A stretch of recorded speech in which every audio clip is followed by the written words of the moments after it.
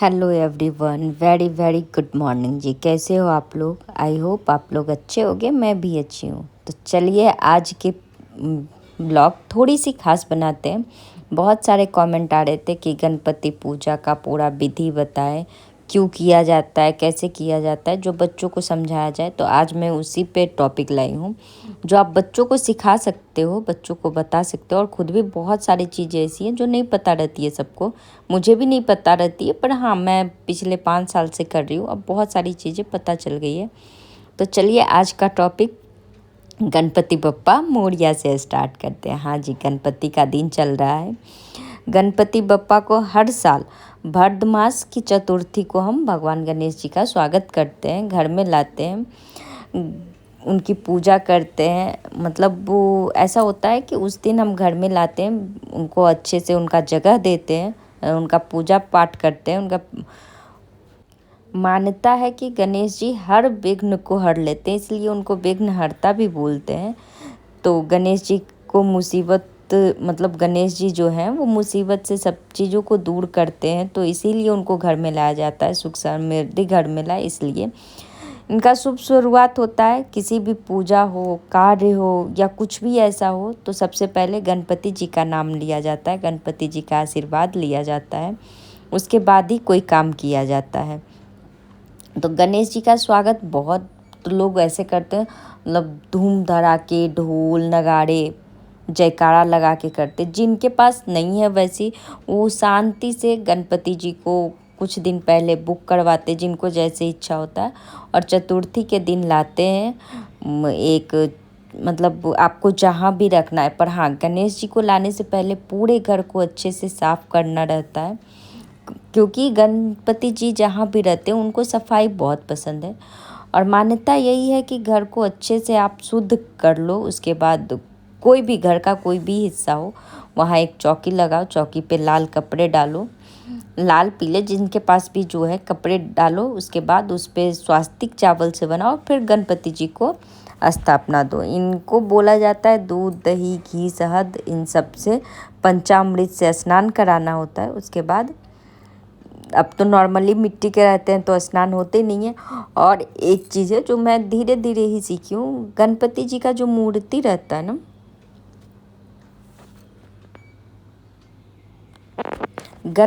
गणपति जी के मूर्ति के साथ एक छोटे गणपति जी रहते हैं, तो पूजा उन्हीं की होती है, स्थापना उन्हीं की होती है। गणपति जी को रखा जाता है और 2 गणपति जी रहते हैं।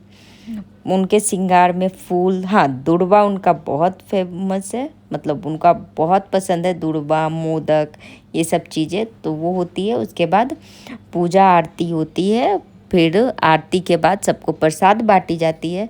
इसमें प्रसाद का ये नहीं है कि आप प्रसाद में लड्डू हो, मोदक हो, ऐसी ऐसी चीज़ें ही बांटो, पर हाँ, मीठा रहता है, फ्रूट्स रहता है।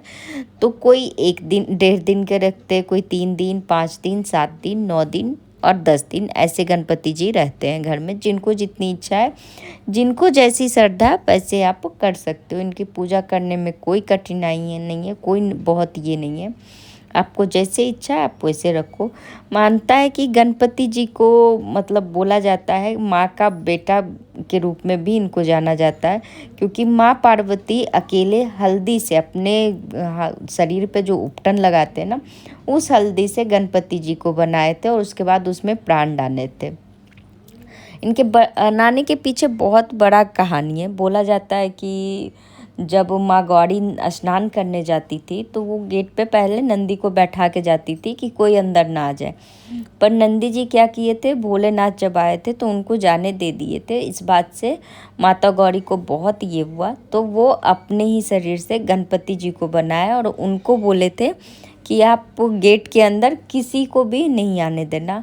और गणपति जी बच्चे थे, उनको भी कहाँ पता, वो तो कभी भोलेनाथ से उससे पहले मिले नहीं थे, तो वो जो है गेट पे थे और वो भोलेनाथ को अंदर जाने नहीं दिए, जिससे गुस्सा होकर भोलेनाथ तो उनका सर अलग कर दिए थे धड़ से। क्योंकि भोलेनाथ को भी नहीं पता था कि ये उनके पुत्र हैं जिनको माँ गौरी ने बनाया है।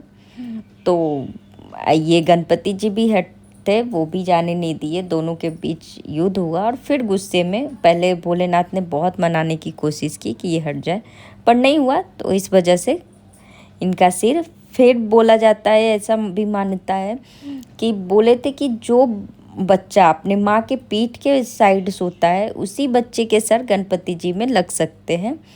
तो नंदी जी और भी लोग सब ढूंढने गए तो उनको कोई नहीं मिला। एक हथनी जो है अपना बच्चा पीठ के साइड करके सो रही थी। नॉर्मली इंसान का बच्चा, कोई भी माँ अपने बच्चों को पीठ के साइड करके नहीं सोती है, तो वो हथनी का ही बच्चा के सर काट के ला दिए थे। तो इसी वजह से गणपति जी के को हाथी का सूंड वाला मुख लगा।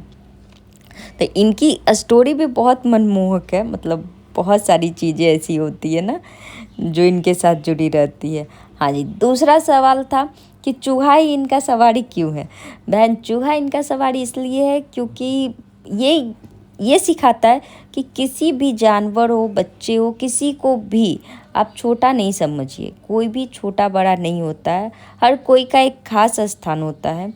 कब बच्चों को सिखाने वाली चीज़ें है ये कि गणपति जी इतने बड़े हैं, हेल्दी हैं, सब है, पर वो अपना सवारी चूहा ही क्यों पकड़े। क्योंकि हर चीज़ ज़रूरी होता है, चाहे वो छोटे हो बड़ी हो। बोला जाता है जहाँ पे तलवार से काम नहीं होता वहाँ एक सुई भी काम कर देता है। तो वही चीज़ है। और क्या क्वेश्चन था, मैं क्वेश्चन भूल गई। और भी एक दो क्वेश्चन कुछ थे ना, बस बेसिकली यही है गणपति जी का पूरा। हाँ, इनका विसर्जन जो होता है, नॉर्मली लोग जब 10 दिन रखते हैं तो अनंत चतुर्थी के दिन इनका विसर्जन करते हैं। और विसर्जन से पहले इनसे ये प्रार्थना करते हैं कि इस साल आप और सुख समृद्धि खुशहाली दे के जाओ, कि अगले साल मैं और अच्छे से आपको लाऊं, और अगले बरस आप जल्दी आना और खुशी खुशी से आना। तो इसीलिए इनको रखा जाता है। नॉर्मली हर चीज़, शुभ काम करने से पहले गणपति जी को अपने घर में स्थान दिया जाता है, चाहे जो भी हो। गणपति जी नॉर्मली हिंदुओं में प्रथम पूज्य माने जाते हैं भगवानों में। तो यहाँ हम लोग आए, ये बता दे, यहाँ हम लोग आए हैं मांझल पुल के राजा को देखने। हाँ, बड़ौदा के ये बहुत बड़े गणपति जी का पंडाल बनता है, बहुत बड़े होते हैं। और मैं इधर आई देखने, और इतनी बारिश आप पूछो मत, मतलब पूरे पैर, आधे पैर तक पानी थी, घुटने घुटने इतने पानी हो गए थे। बहुत ज़्यादा बारिश हुई थी। उसी बारिश में भीगते हुए, पर दर्शन करना था तो करना था। रात में 10 बज गए थे, हम लोग दर्शन करने पहुँचे। सच पूछिए तो यहाँ पहुँच के दिल एकदम खुश हो गया। लगा ही नहीं सारी थकावट, सारी बारिशें, सब चीज़ ये भुला दिए। और बहुत अच्छे अच्छे गणपति जी थे। इनके धूम ही अलग होते हैं। जैसे यूपी बिहार में नवरात्रि मनाई जाती है, वही उसी तरीके से यहाँ गणपति मनाई जाती है। और यहाँ तो गणपति हर घर घर में लोग रखते हैं, जिनकी जैसी श्रद्धा है, जिनकी जैसी, मतलब बोला जाता है ना कि इनको बहुत सारी चीज़ें नहीं चाहिए, इनको थोड़ी सी मिश्री से भी ये खुश हो जाते हैं। तो वो है। और देखिए कुछ ये हाल था बारिशों का। हम लोग पहले स्कूटी लेके निकले थे, पर अच्छा था कि गेट से बाहर निकलते ही बारिश आ गई थी। फिर वापस आके फिर कार से गए, वरना तो दर्शन असंभव था कि दर्शन हो जाए।